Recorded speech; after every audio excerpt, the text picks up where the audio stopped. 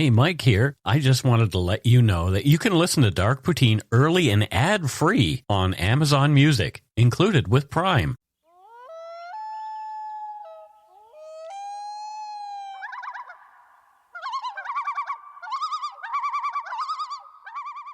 Welcome back to Dark Poutine. I am Mike Brown. And I'm Matthew with my window closed. You're Matthew with your window closed. I could just hear street noise outside your place. It's always the same way. Maybe these curtains, I'm going to close them right now, and it'll create an extra buffer of sound reduction for our listeners' listening pleasure. That's right. The views, information, and opinions expressed during the Dark Poutine podcast are solely those of the producer and do not necessarily represent those of Curious Cast, its affiliate, Global News, nor their parent company, Chorus Entertainment. Dark Poutine is not for the faint of heart or squeamish. Listener discretion is strongly advised. We're not experts on the topics we present, nor are we journalists. We're two ordinary Canadian schmucks chatting about crime and the dark side of history. Let's get to it. Put on your toque, grab yourself a double-double and a Nanaimo bar. It's time to scarf down some Dark Poutine. You are responsible for obtaining and maintaining at your own cost all equipment needed to listen to Dark Poutine. Dark Poutine can be addictive. Side effects may include, but not be limited to, pausing and questioning the system, elevated heart rate, pondering humanity, odd looks from colleagues as you laugh out loud at work, family members not into true crime worrying about you. Positive side effects may include some perspectives and opinions that you disagree with, as well as some wokeness and empathy.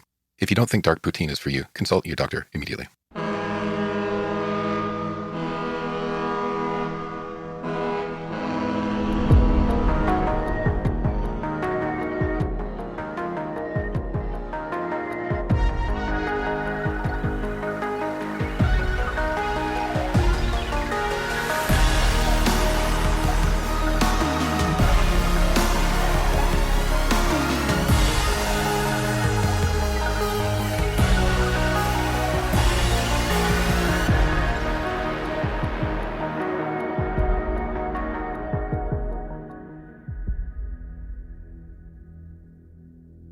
In November of 2002, friends and family of 25-year-old Fort McMurray, Alberta DJ Robert LeVoir became concerned that they hadn't heard from him in more than 2 weeks.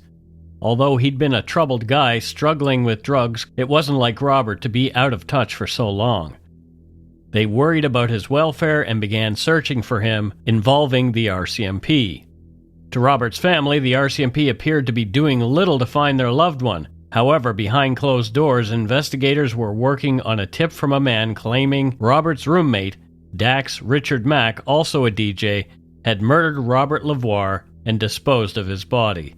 This is Dark Poutine episode 336, Murder in Fort Mac, the case of Robert LeVoir. Fort McMurray, located in northeastern Alberta, has a rich history shaped by its geography and natural resources. The Cree people initially inhabited the area, and European contact began with fur traders in the late 18th century. The Hudson's Bay Company established Fort McMurray in 1870 as a trading post. Its location on the Athabasca River made it an important transport hub for the fur trade and later for goods heading north.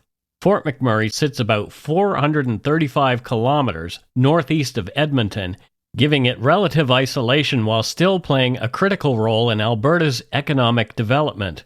Fort McMurray's major turning point came with the discovery of oil sands.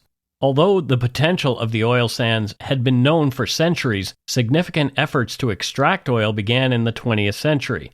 By the 1960s and 70s, the development of technologies to exploit this resource began drawing workers to the region, transforming the small town into an oil industry hub.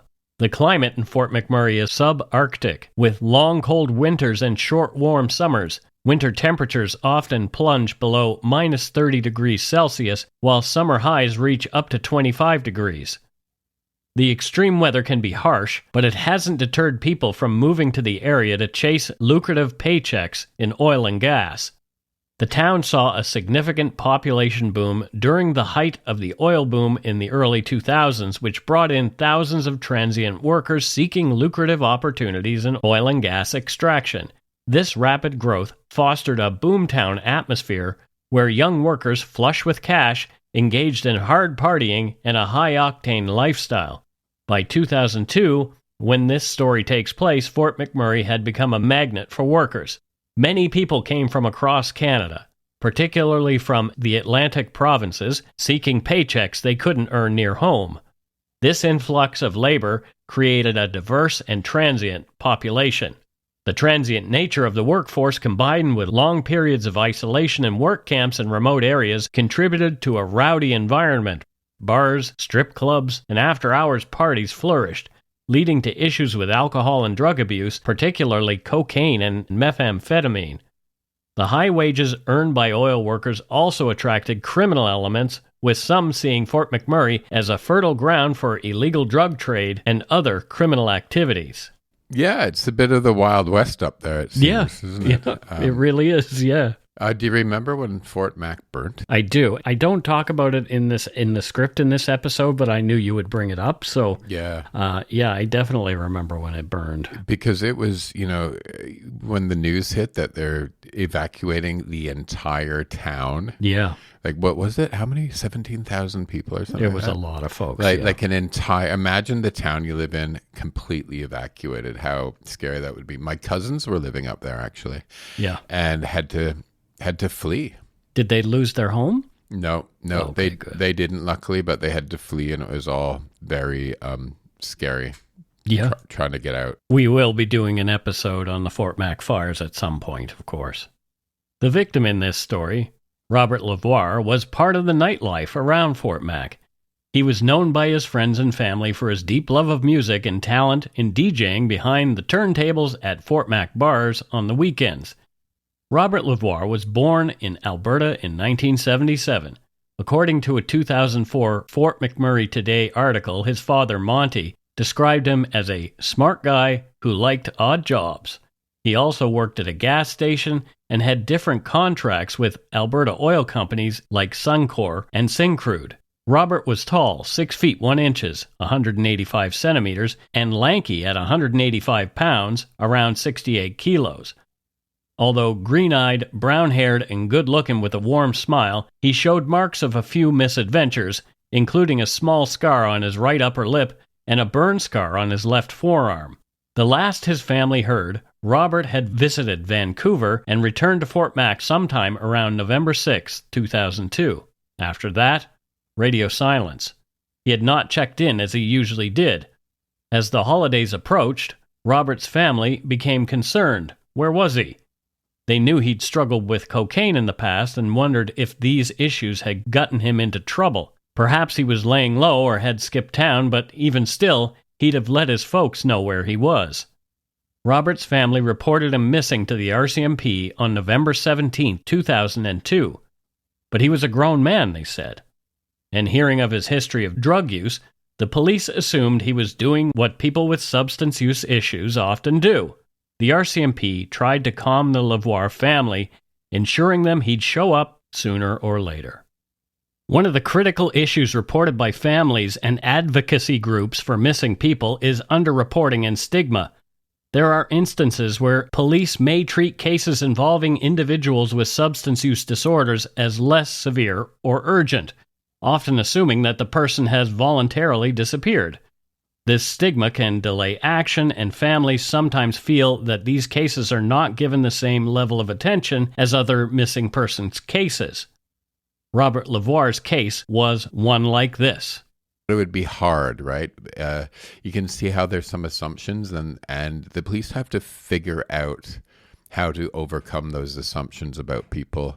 I guess that's why these people prey on people who, are more vulnerable in that way, because they know nobody's going to look for them. Right, but the police have to figure that out. Like, how do you sort that out? They can make some assumptions, but I think they've also got to dig in, right? Because if somebody has been reported missing to the police, they got to dig in. They have to dig in. That's the difference in this case. Yeah. Is Robert's parents and family were really pushing for them to do something, and they just sat there and spun their wheels. And that is completely wrong right there. Yeah. 100% wrong. If you have somebody that's aware that you're missing, you have to look after them and you have to figure it out, I'm saying to the police. Yeah, I agree. Yeah. You know, once somebody is actually reported missing, let's act on that. Yeah. Because a family's not just going to say, no, he's missing. And, you know, if he's done this a bunch of times before, they're not going to do something like this unless it's out of character. Yeah. Yeah. Yeah. Or extreme, like still gone, right? Yeah. Yeah. Like usually 2 weeks, but now it's a month. Yeah, that's quite a bit, right? Robert's family was beyond frustrated. They were putting up missing persons posters everywhere in Fort Mac while the police seemed to be twiddling their thumbs. Christmas came and went, and then New Year's, and still there was no sign of Robert. It wouldn't be until July of 2003, 8 months after Robert disappeared, that RCMP made a public appeal about him as a missing person, giving the media a description of him. Investigators knew more than they were letting on, however. They'd had to keep the information they were getting close to the vest until they had enough evidence to act. Only around a month after Robert's disappearance, a man named Jay Love had come to the RCMP with a piece of information he wanted to get off his chest.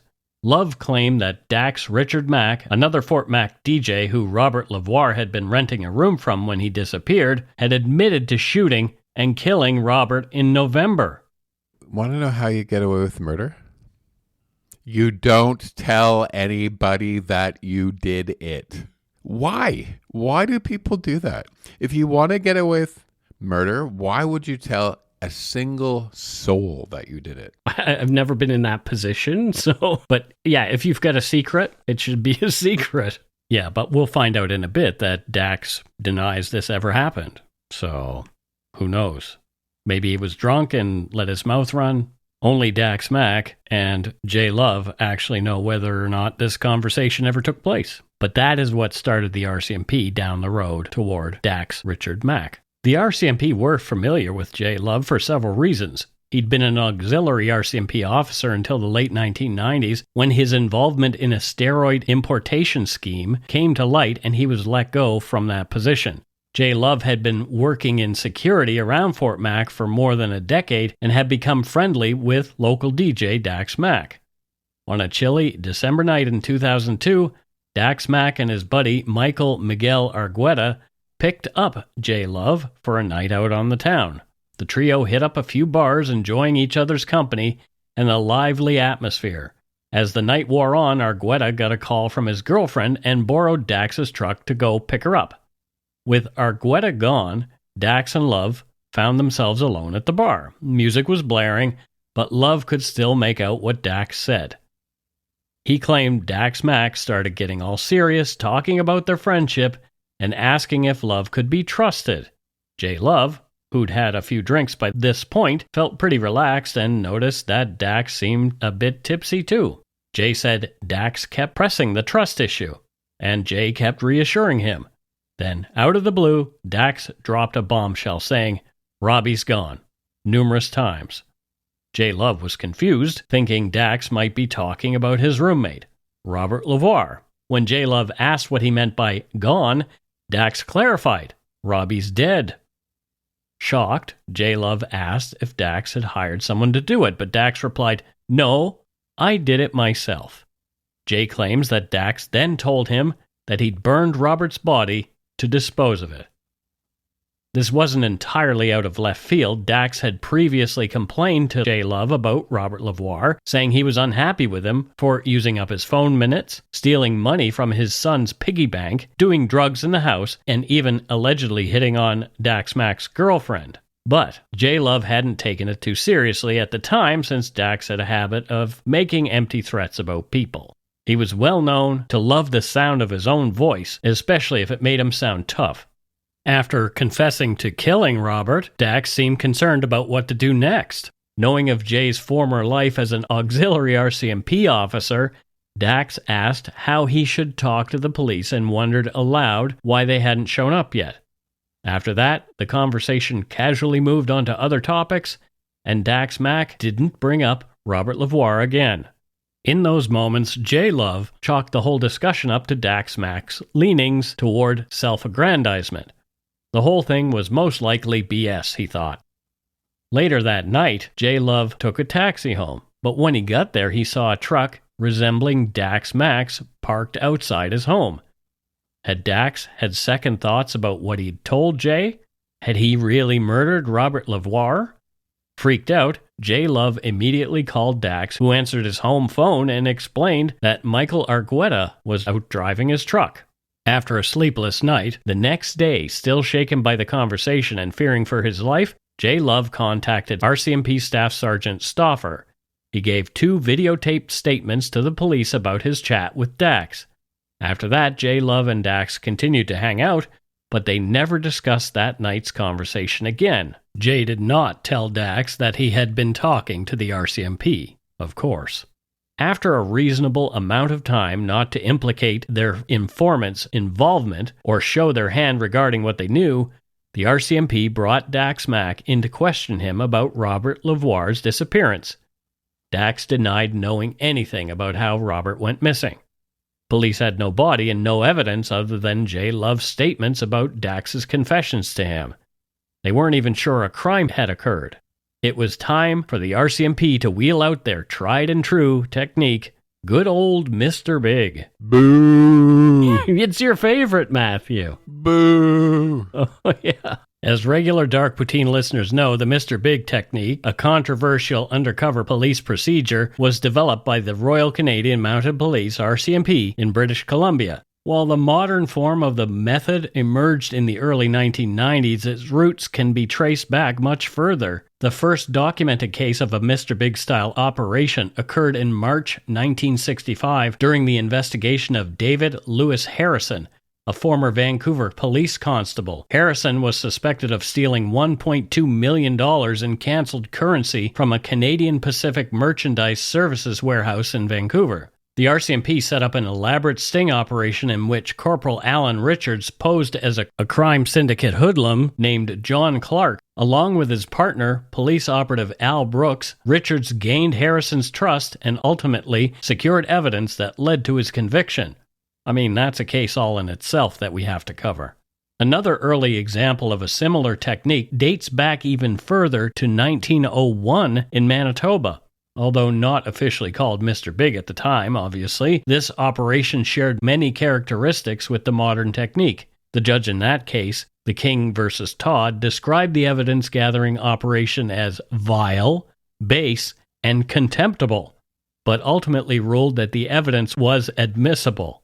The modern Mr. Big technique as we know it today began to take shape in the early 1990s. Its development coincided with landmark Supreme Court of Canada decisions that set clear limits on the use of undercover investigative techniques against persons in custody. This timing suggests that the RCMP may have developed the Mr. Big technique as a way to circumvent these new legal restrictions and obtain confessions from suspects who were not in custody. In late 2003, the RCMP brass okayed the Mr. Big team's operation to establish a relationship with Dax Mack as part of an investigation into Robert LeVoir's disappearance. To facilitate this, the lead officer, who was to be the main contact with Dax, was provided with detailed intelligence gained by other officers about Mack's lifestyle, routines, and habits, which allowed him to blend into Mack's surroundings. More after a quick break.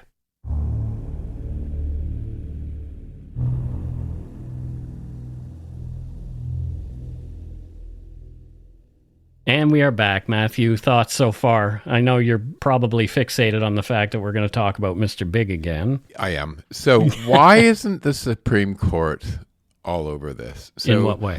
So you were just saying that they had severely limited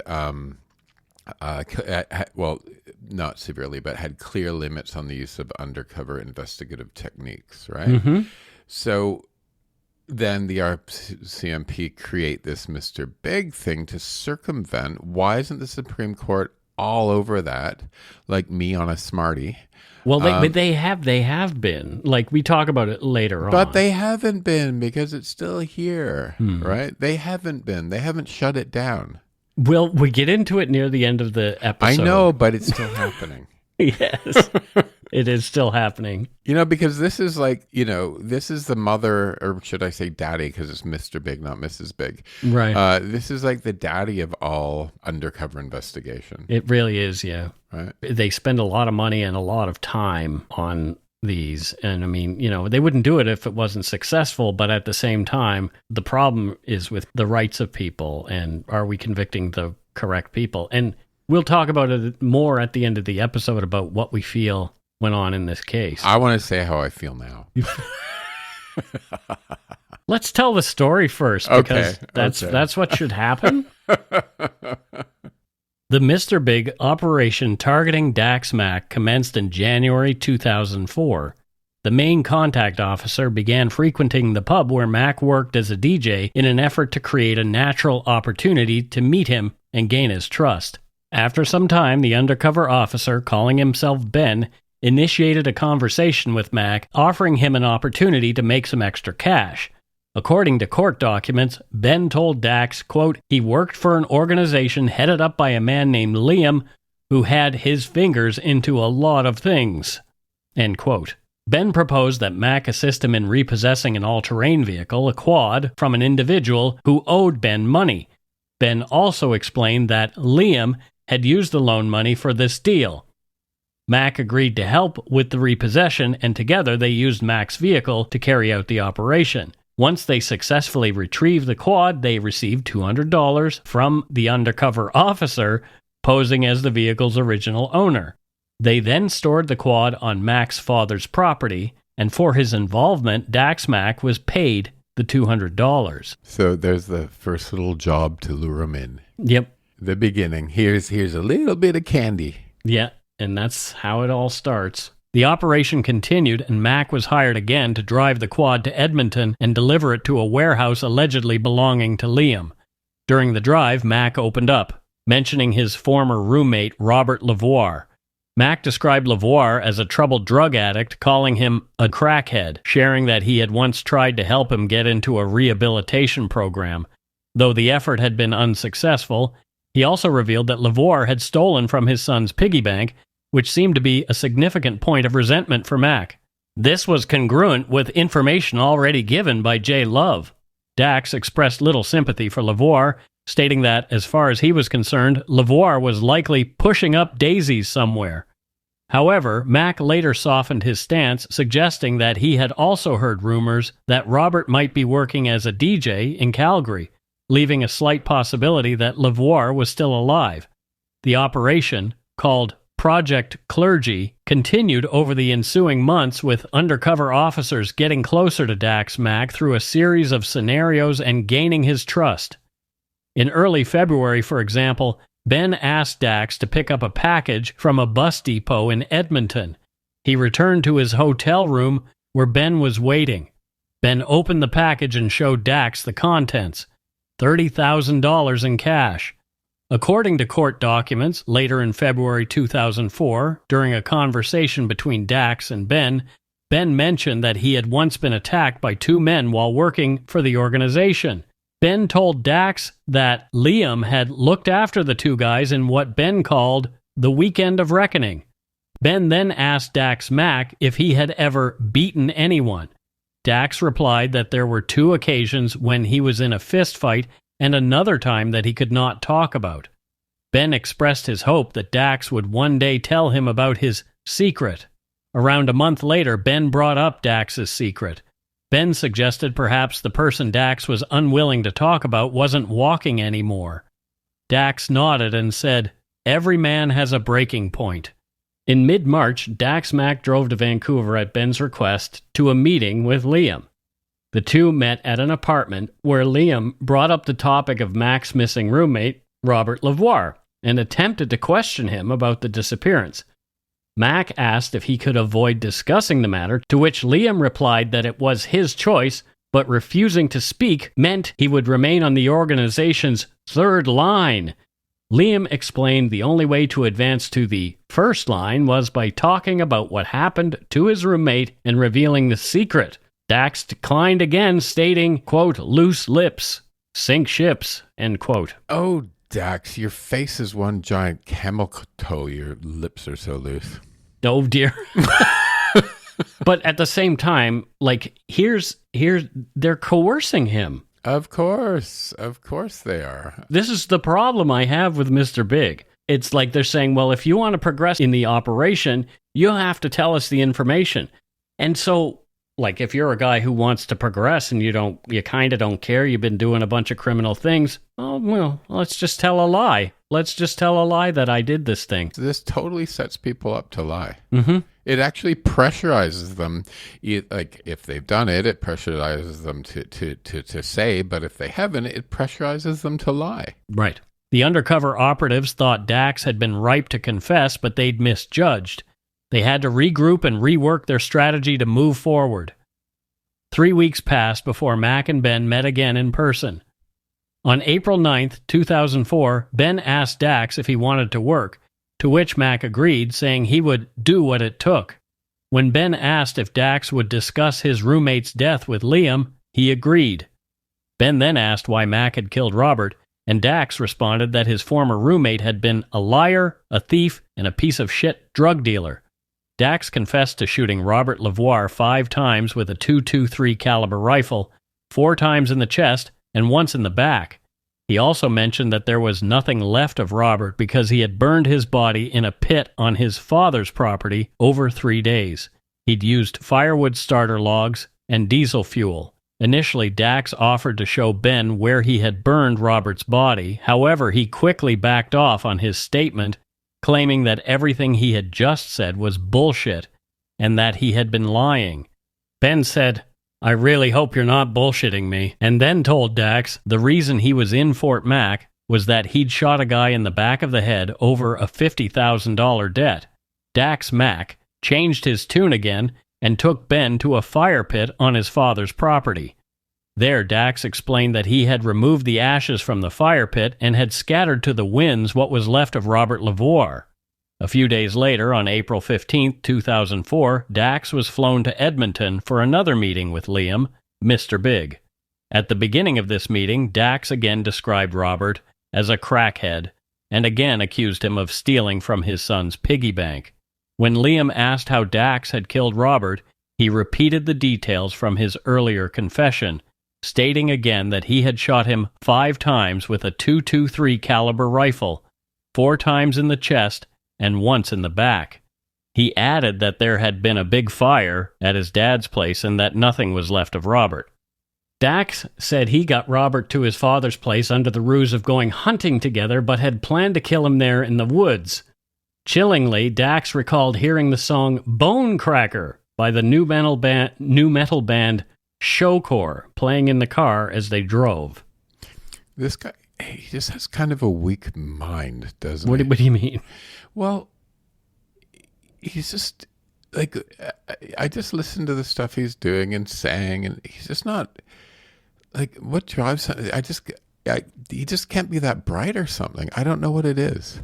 What, that he's planning to kill somebody in the woods while hunting? No, just everything. Just the sharing stuff and doing stuff. He just seems easily manipulated in a weird way and kind of like dumb. Like he told somebody he did it. Like what drives these people? I mean, we'll see later that he claims that he never told anybody that he did it and that he was coerced into saying what he did to the RCMP. So the following week, on April 21st, 2004, Dax Richard Mack was arrested and charged with the first-degree murder of Robert LeVoir. The police searched his father's property, and bits of suspected charred remains were found in the fire pit that Dax had pointed out to Ben. Shell casings fired by one of 2 rifles found in Dax Mack's apartment were also discovered in the fire pit. No bullets were found. In July of 2004, Robert LeVoir's family finally had an answer.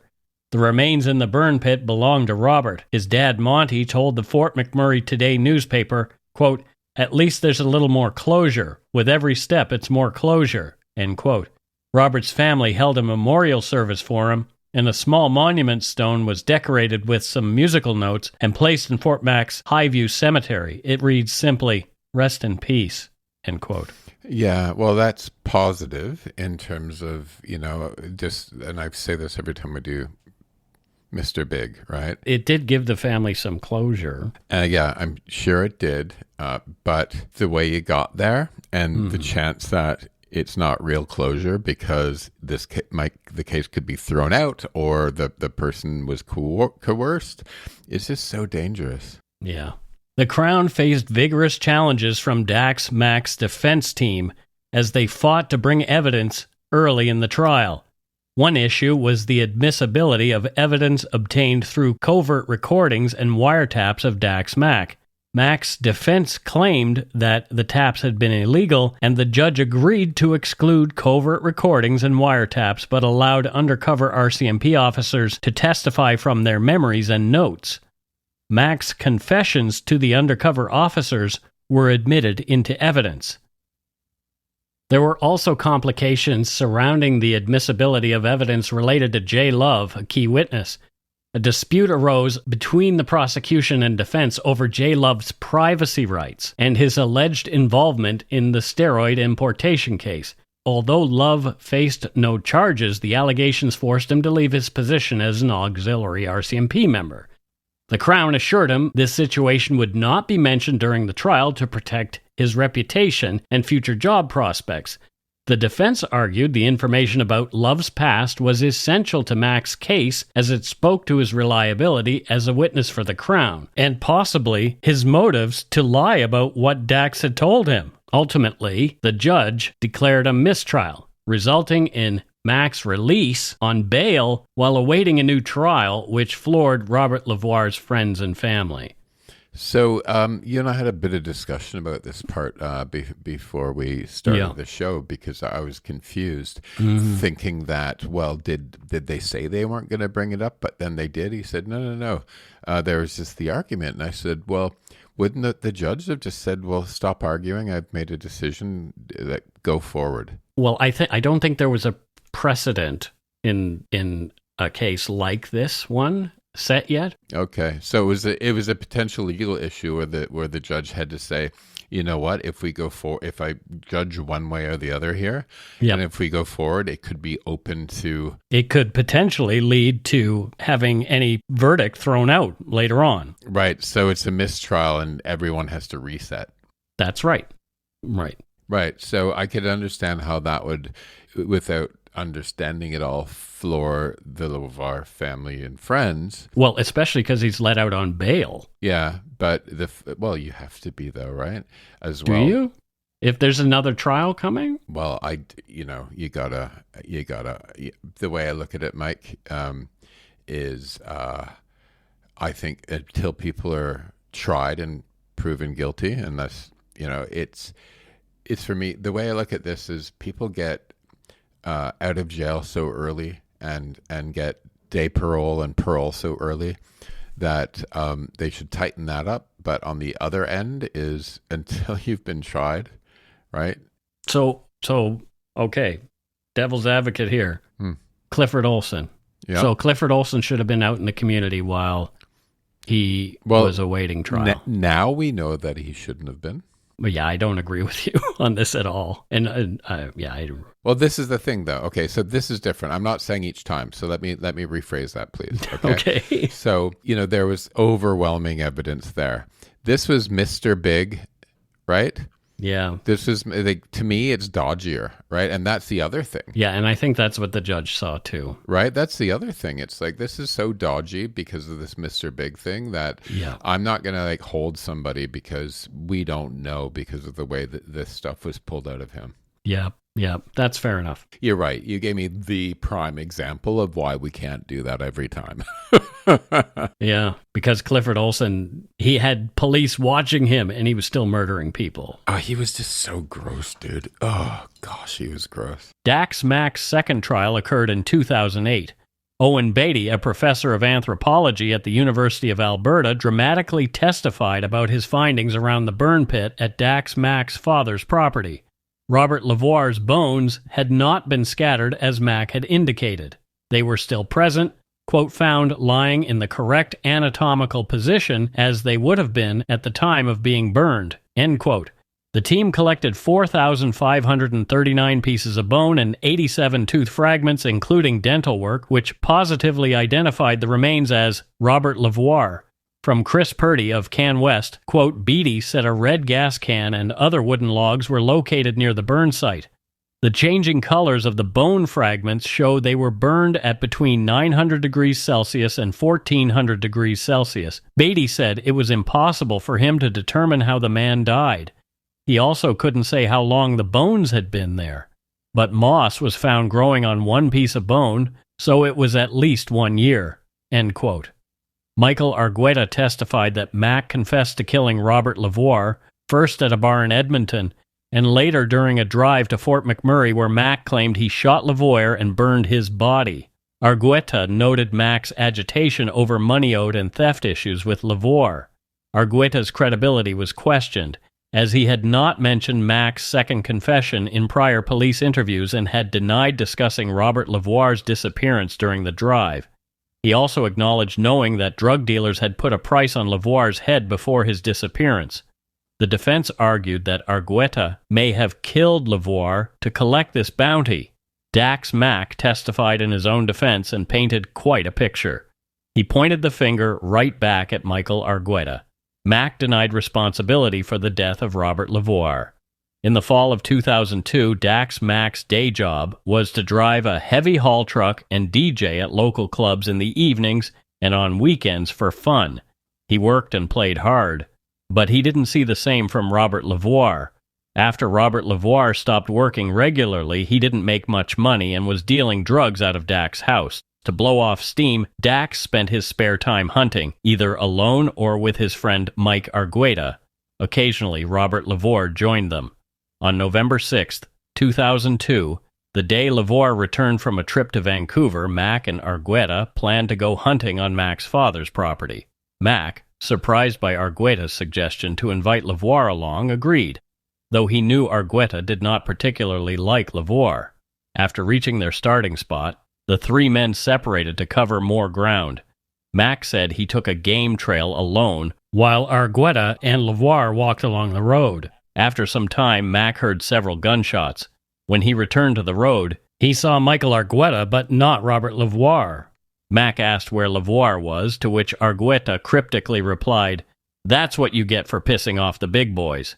Mack claimed he saw LeVoir lying in the grass and attempted to approach him, but Argueta stopped him, instructing him to leave it alone. Argueta's imposing stature and the uncertainty of how many bullets remained in his gun made Mack feel threatened.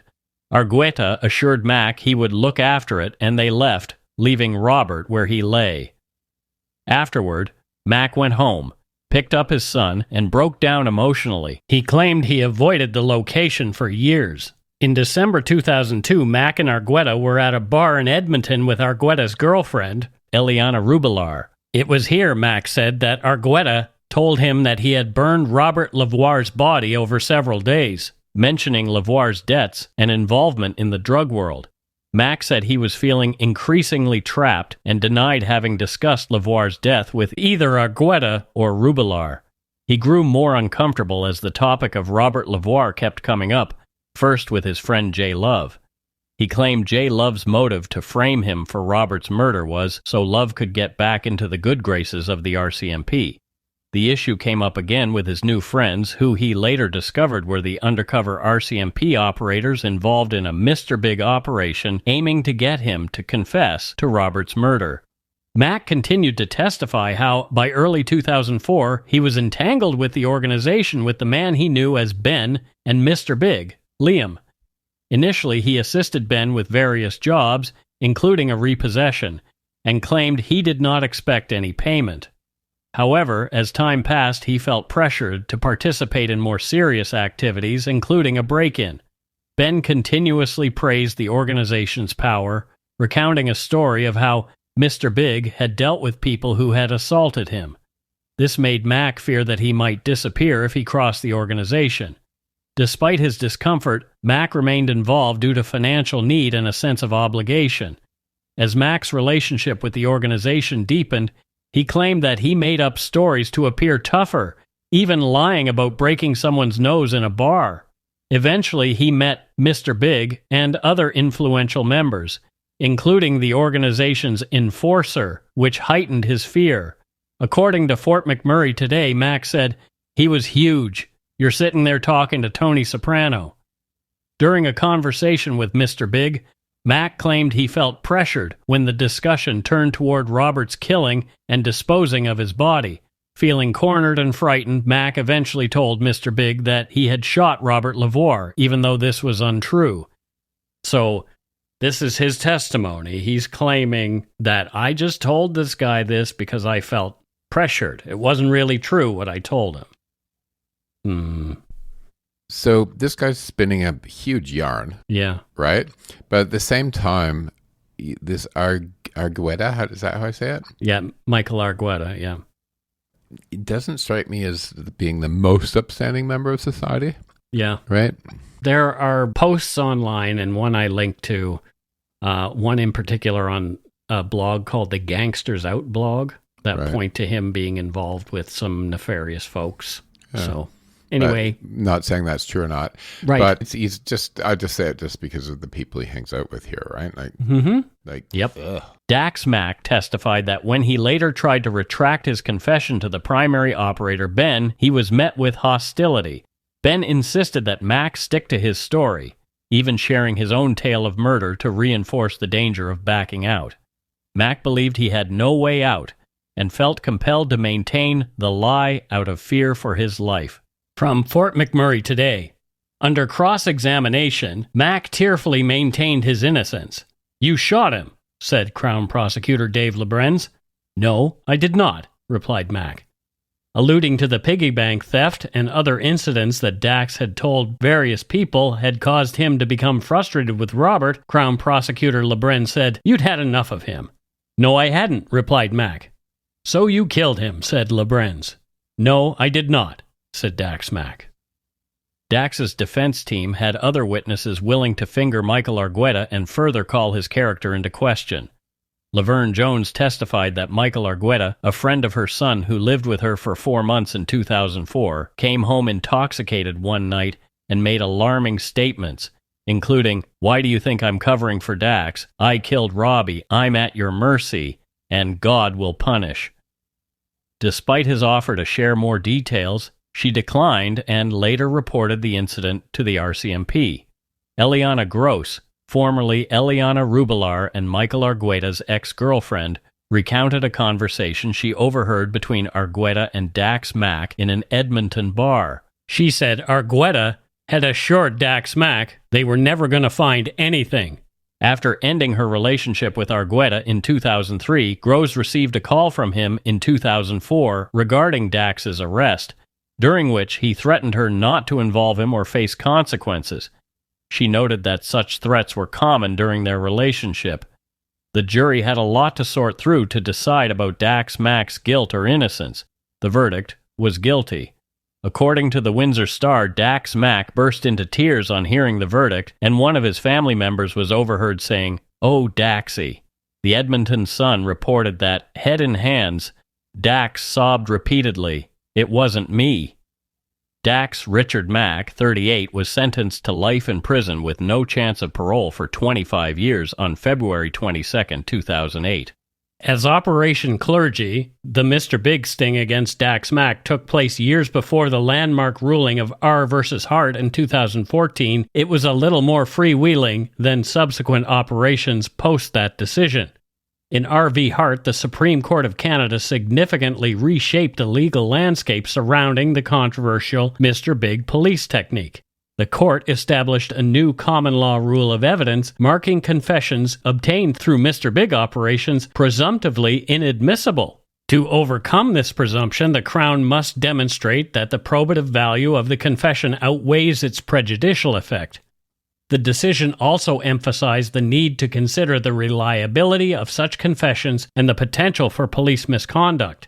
While not outright banning the technique, the ruling set a more stringent threshold for admitting Mr. Big confessions as evidence, addressing concerns about wrongful convictions and the reliability of confessions obtained under such circumstances. This decision has since impacted how Canadian police conduct these operations and how courts assess the admissibility of resulting evidence. In 2014, Dax Mack's defense team appealed his conviction, citing R versus Hart. In R.V. Mack 2014 SCC 56, the Supreme Court of Canada upheld the first-degree murder conviction of Dax Richard Mack, affirming the decision of an Alberta court to admit statements made by Mack during the Mr. Big sting. The court ruled that Mack's confession was admissible. Justice Michael Moldaver, writing for the court, argued that the probative value of Mack's confession outweighed any potential prejudice. The court found that Mack's confession was consistent with statements he had made to others and that there was no misconduct by the police. Additionally, the evidence uncovered during the sting, such as bone fragments and shell casings, corroborated his confession. This ruling suggested that while Mr. Big operations must be carefully scrutinized, they remain a legitimate investigative tool when properly conducted. Experts noted that the Hart decision created guidelines for courts and police regarding the admissibility of confessions for such stings, and these guidelines have already influenced other cases, leading to the withdrawal of charges in some instances, but allowing trials to proceed in others, depending on the specific circumstances of each case. According to Mississauga.com, quote, prosecutors in Nova Scotia withdrew first-degree murder charges against Albert Baird, accused of killing his common-law partner Rhonda Wilson in 2002. The judge in that case ruled the man's confession to undercover officers would not be admissible under the Supreme Court's new guidelines. End quote. The Supreme Court of Canada found no errors in the trial judge's decisions or instructions that would warrant overturning Mack's conviction. Mack's conviction would stand, and he remains behind bars. So, who's telling the truth here, Matthew? This, I think, is the case that we've wanted to have to talk about, because they say, okay, there's all this corroborating evidence, but it's all he said, she said. It's people admitting to things, and maybe Dax got his information about the killing from somewhere else. You know what I mean? Or the whole story that he told Mr. Big didn't include the other people or person who was involved with him when he did it. Yeah. So, you know what I mean? Like, this one doesn't pass the smell test to me. And it just, I was making comments about, saying stupid things, etc. But, when I get to the end of this, I'm like, well, I don't, I can judge some of these characters for stuff that they've done in a way, right? Mm-hmm. But I don't know. Yeah. I don't know. And I feel this one is wobbly and dangerous, and this is one of the more wobbly ones that I've seen. Yeah. I'm not saying they made the wrong decision, because I haven't seen all the evidence. You know what I mean? So we can't really say they did this wrong and they didn't convict the right person. We cannot say that. But as citizens, we can say this feels kind of wobbly, and do we want, you might have had some other stuff, but it feels wobbly, and as citizens, we're looking at you kind of going, we don't feel this is that safe for us, and right. And is this a society we want to live in? And if you're going to do this and there's other stuff, then tell us so we know that you're making the right decisions. But right now, we think you're being wobbly. Yeah, exactly. That's my new technical legal term is it's wobbly. Maybe that's a new T-shirt. Mr. Big is wobbly. Mr. Wobbly. Yeah. There's Mr. Big, or is it Mr. Wobbly? Down with Mr. Wobbly. I used to be Mr. Wobbly when I had a drink or two. Anyway. Wobbly pops. I'm Mr. Wobbly just because my brain is You've been too busy. You need a break. You and Justin need to go somewhere and just breaks unplug. Will be had. I know. Unfortunately. And that's it for Dark Poutine episode 336, Murder in Fort Mac, the case of Robert LeVoir.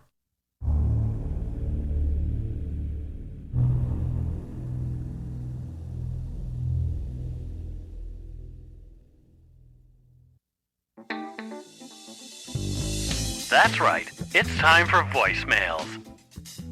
you can leave us a message at 1-877-327-5786 or 1-877-DARK-PTN. We'd love to hear from you. Let's see who called us this week. Alrighty, let's listen to our first voicemail. Hey, Mike and Matthew, and hello, Steve. This is Sahil calling from Ontario. Just wanted to say I like your show. I look forward to it every Monday. That's one of my first things I do.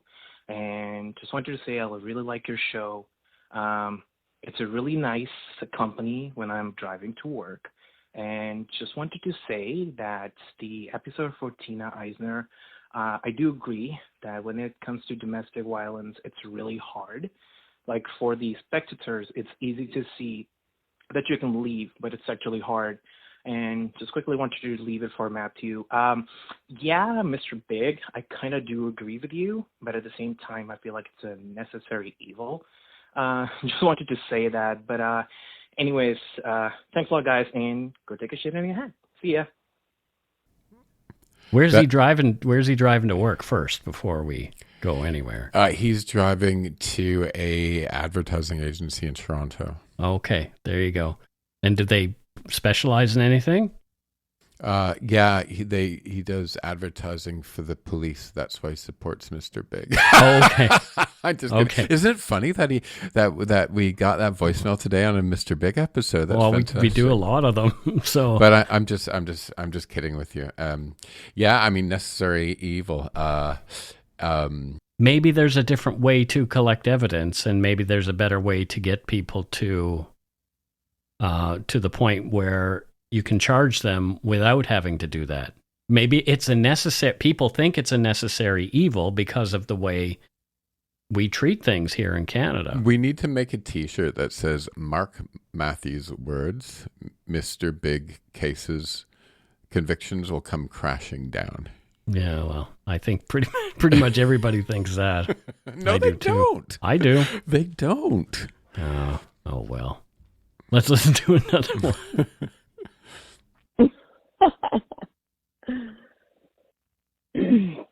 Hi, Mike and Matthew. This is Mary. I'm calling from the good old US of A. I'm in the Shenandoah Valley. I love your podcast. And I just finished listening to the episode about New Germany. And honestly, I really have a hankering to leave the US of A, and the more I listen to you, the more Canada becomes a destination that I would love to consider. Canadians, they really are such great people. I worked over in Saudi Arabia for 5 years back in the 80s, and the medical director was from Calgary, and he ended up recruiting like 6 of his ER doc buddies to come over and work there as well, and it was really one of the best jobs I've ever had. Anyway, I just wanted to tell you that I really appreciated the way you ended this episode about your experience with anger. I, too, am in recovery, having celebrated 18 years this past August, and I think I may have even written to you at one point telling you that I was told at the ripe old age of 46, when I finally got clean, that I needed to take an anger management course, and I was like, what? Me? Angry? It was one of the most beneficial pieces of advice and then things that I have ever done, taking that course. It really changed me for the better. And I love your humility and your willingness to be so open about your flaws, because I have found that is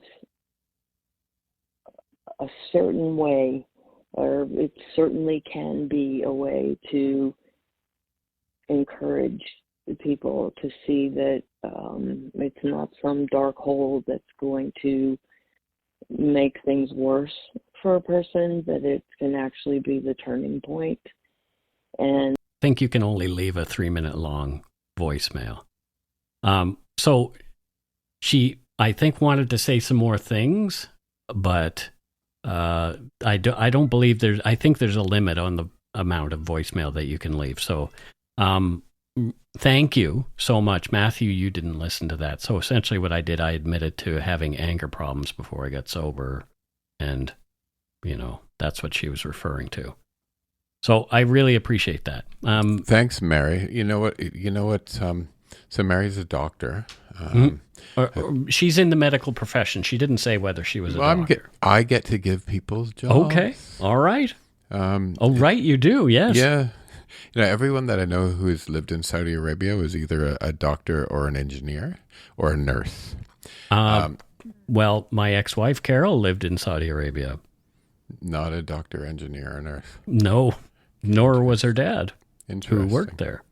So Mary, I now have the that Blue Ridge Mountain, Shenandoah River. Oh, Life dear. is old there, older than the trees. You know that song? Yes, I do. So I want to see this area of America someday because there's so many songs written about it. Yeah, I definitely want to see it. What does Mary do there? So you said she was a doctor. She's a doctor, but Mary, Canada's a great place to live. Has its problems, definitely, but we happy to take cool people if you ever want to come up. There you go. I'll edit that voicemail too. And the thing about anger, it made me remember. Justin compared me to Toby Ziegler from The West Wing this last week. Okay. Because he said I carry with me a sadness that can be a burden to others. Oh my God. Oh my gosh, Justin. I'm like, am I like Toby Ziegler? He's like, you can have a deep, deep, deep sadness sometimes. Yeah, me too. And I don't share that. Like, people don't see it. You know, I'm the type of person generally when I have it, I kind of get, crazier and more fun, right? Yeah, okay. So yeah, he called me Toby Ziegler, so that's something I need to work on. Don't be Toby Ziegler. Oh my gosh. Oh dear. That's really depressing. Yeah, I'm watching The West Wing. I don't watch the news anymore. Like it wasn't till recently I found out that there's like a different person running for president, and I get my news about memes, but I like The West Wing because you watch it and it's such an, it was like 1999, such an innocent view on politics in so many ways. Yeah. Right. But it's a good show. Did you ever watch it? Yeah. Nope, I haven't seen it. Haven't seen a single episode. Very good show. And Allison Janney is such a good actress. Yeah, she's always great. Yeah, she's been great in everything I've ever watched her. She's so good. Well, let's listen to our final voicemail here. Hi, Mike and Matthew. My name is, I'm going to remain anonymous. I'm calling from St. Albert, a lovely suburb outside of Edmonton, Alberta. I've been meaning to call for over a year regarding the episode, the redone episode on Mark Twitchell.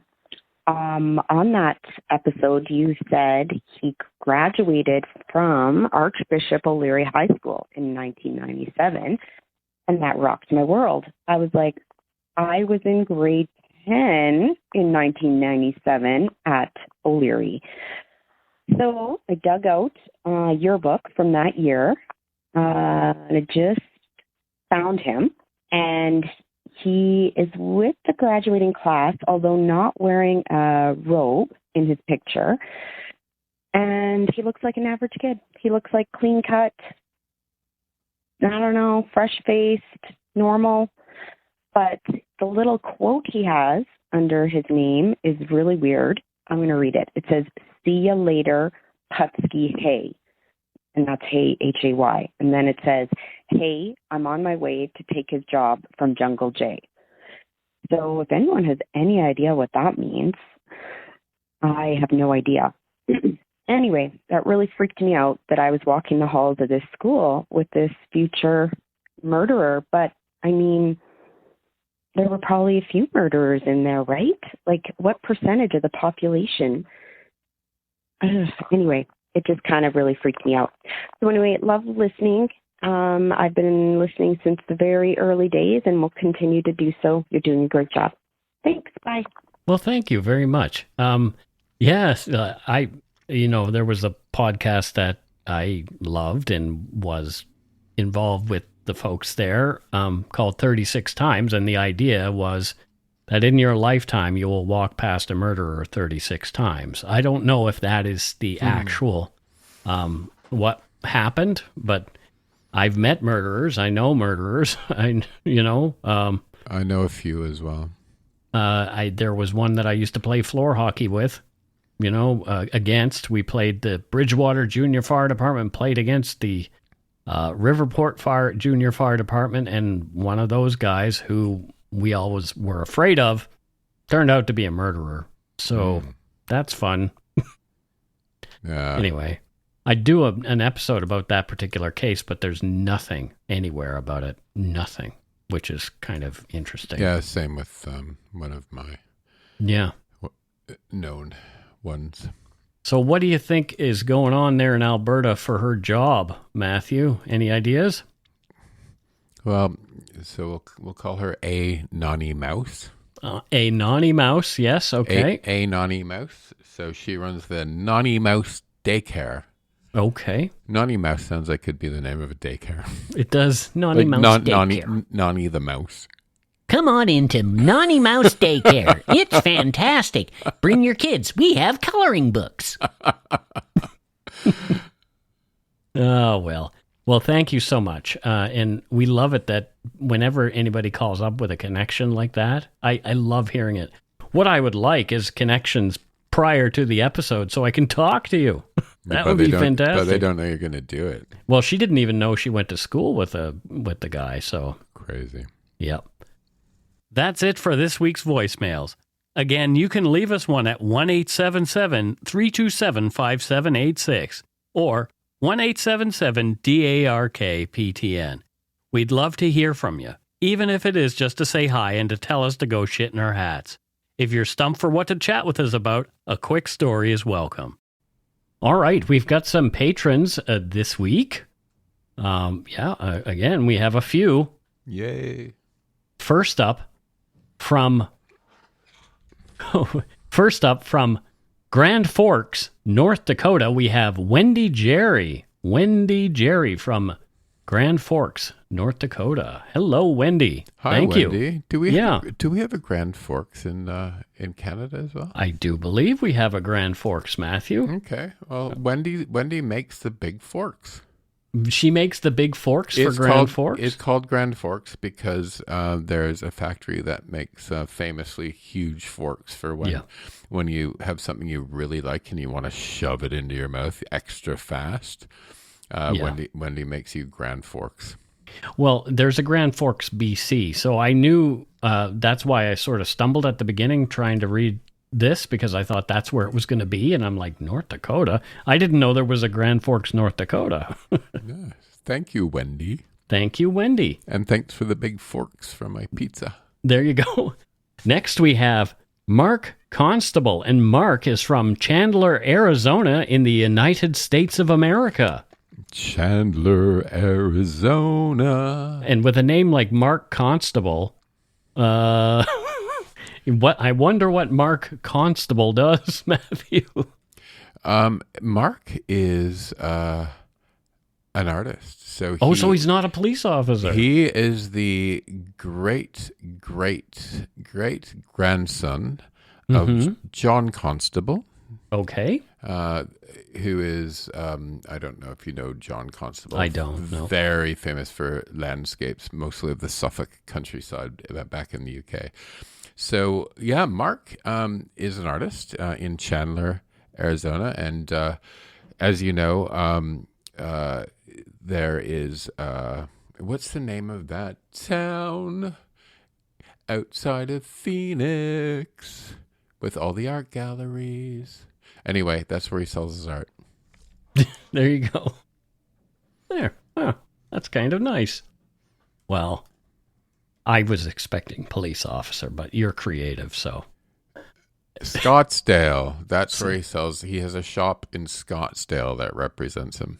Scottsdale. Have you ever been to Scottsdale? Scottsdale, Arizona. No, I've only ever been to Phoenix, and that's the airport. That's as close to anywhere Scottsdale is swank. Oh, well, there you go. Yeah. So we do have some more patrons. We have Elizabeth Chow, and she's from Hamilton, Ontario, Matthew. She's from Hammertown. Hammertown. Yeah. What does Elizabeth Chow do there? Liz, she calls herself. Liz? Yeah. I think Liz teaches at Mohawk College, my alma mater. Oh, does she? Oh, okay. Yeah. And what does she teach there at Mohawk? Media. Mohawk College media teacher. Yeah, I used to call it Slowhawk when I went there. Slowhawk. Oh, dear. Well, thank you, Liz, very much. Then thank you for teaching the students, Liz. Next, we have Diana McIntosh, and Diana is from Point Richmond, California. Wow, we're getting quite a bunch here. Yeah, there's a few. There's one more, too. So, Diana McIntosh, what the heck does she do there in Point Richmond, Matthew? I don't even know where that is in California. I'll have to look it up. Look it up, please. Yeah, you just talk, though. Yeah, well, no, once you tell me where it is, I'll be able to tell you what she does, because sometimes I need a little bit of extra help to figure, this isn't so easy, Mike. So Point Richmond is just across the bay from San Francisco. So it's like northeast of San Francisco across the... Oh, it's at the point of Richmond. Yeah. Yes, exactly. Well, you know what? I think, I'm thinking that she, San Francisco. I think she runs a gay bar in San Francisco. A gay bar. Well, there you go. Yeah. So it's called Macintosh's. Yep. And everybody dresses like an apple. No. Well, that'd be a very specific fetish bar, wouldn't it? Yes, it would. People who like to dress like apples. I bet you there is somebody who's that fetish. Probably. If you have an apple dressing up fetish, please call in. We want to hear from you. That's right on. And Diana, we'll send them your way to the bar. Exactly. We'll find you some more customers. And our final patron for the week is just Michelle. And Michelle doesn't tell us where she's from, but she's paying us in Hong Kong dollars. Yay. So I would gather she's quite a ways away. Either that or she's just being funny and trying to be cheeky. But let's make the assumption that Michelle is in Hong Kong. She's in Hong Kong. And what does she do there in Hong Kong? Oh, my favorite hotel is the Shangri-La on the island, and she's a manageress, as we say in the UK. The manageress, yes, of the Shangri-La. I have never been to Hong Kong hotel. either. I need to travel more, Matthew. Yeah, don't say do. I'm going to travel more. Yes, I am. I have to. There's only so many years I have left on this planet. Yeah, might be shorter than you know as well. Oh, yeah, great. That sounds great. Great. Oh, well.